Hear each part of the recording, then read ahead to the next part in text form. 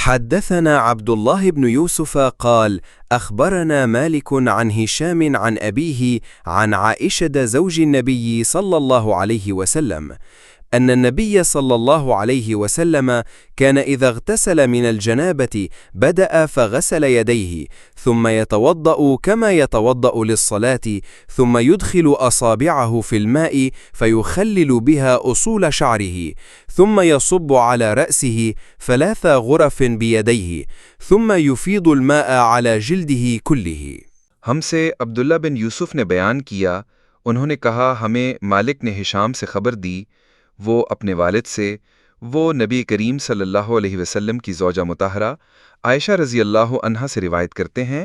कि नबी करीम सल्लल्लाहु अलैहि वसल्लम जब गुस्ल फरमाते तो आप सल्लल्लाहु अलैहि वसल्लम पहले अपने दोनों हाथ धोते,